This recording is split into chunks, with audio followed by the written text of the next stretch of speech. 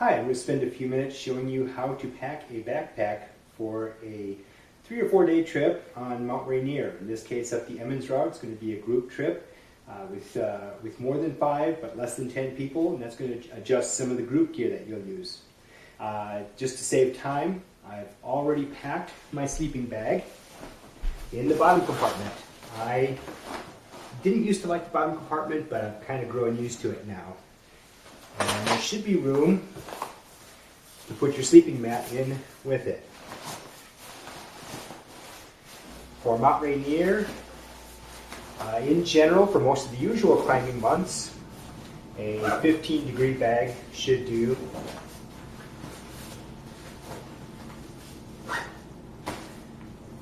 Okay. And then generally,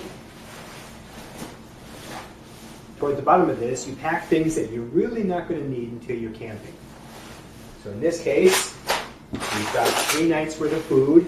I actually like this. I'm sorry if you don't. Just assume these are 1-gallon Ziploc bags of what you do like. Keep in mind, it's only 3 meals, 3 nights, 4 days of hiking. You know, the ascent at the camp, hanging out, summit, and then back down the next day.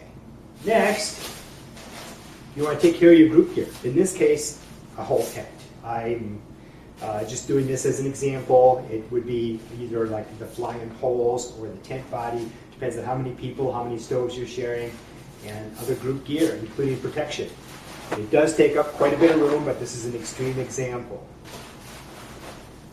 Next on the list of importance is going to be your Gore-Tex.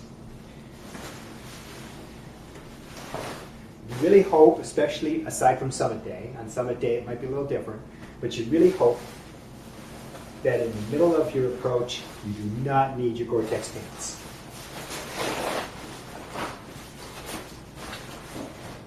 If you have trademark and copyright issues, call it waterproof breathable barrier pants. Same with the jacket. Stuff it down, fill up the available room. Next, I'm going to put in some spare clothes. I've got socks, a base layer top, and a pair of undies. For 4 days, actually, you could do without all of them. Then I've got my breakfasts, in this case 6 packets of oatmeal, and then this is my bowl. It's a really cheap, light bowl. And you know, if you destroy it, then just throw it in the garbage with your other garbage. And normally I would fill this up with hot chocolate packets, and I don't have any on me at the moment, so I'm just going to put it in empty.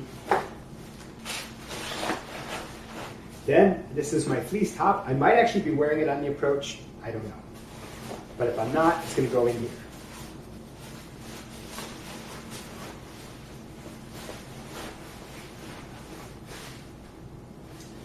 Soft shell jacket again. Might be wearing it on the approach. Don't know.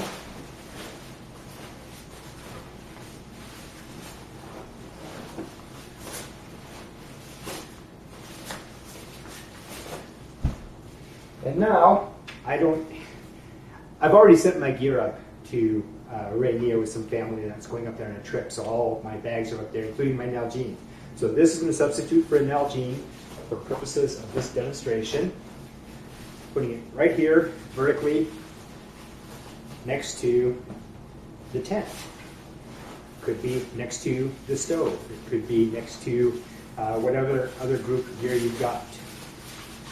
And finally, in the body of the pack, we have our puffy jacket. In this case, a Patagonia DAS Parka. If you're going to take a synthetic Parka to the summit of Rainier, this is a very good one. I've actually had it to the summit of Rainier before.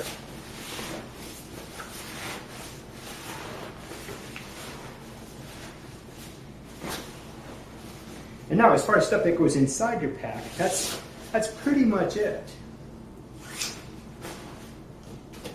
And then if you're taking rope as part of your group gear, you go across the top. This pack has a strap for it.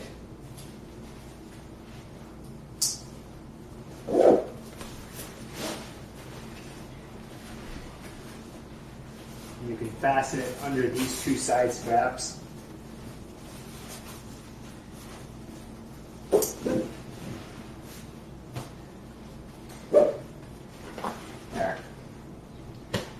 Then in the outside pocket here, which not every pack has, but if you have an outside pocket, you can put your crampons and all your protection, whatever your share of the protection is, your carabiners, Prusik, loops, crampons, whatever you want, put it in a bag. I like the harness bags because they're really light. The crampon bags you buy that are designed for crampons are usually really heavy-duty, thick bags.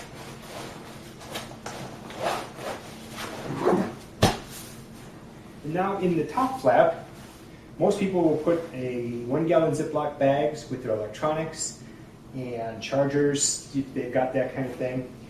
And then you also want to put your emergency gear.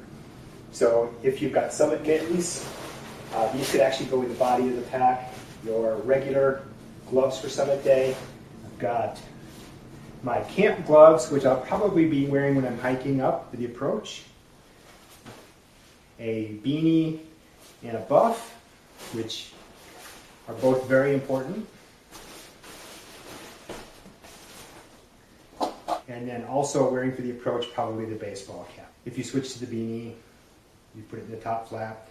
And again, if you switch to one of the other gloves, swap these out into the top flap. And finally, the ice axe.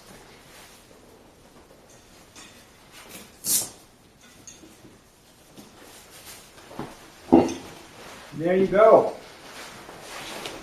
Dry, I'm going to estimate this is at about 35 pounds. There's, if I added real water in there, that would probably bring it up to about 40, maybe 45 pounds. That's a fairly light load. Totally make sure that you're with somebody who knows what they're doing. Hire a professional guide service if you need help, and you'll have a really good time.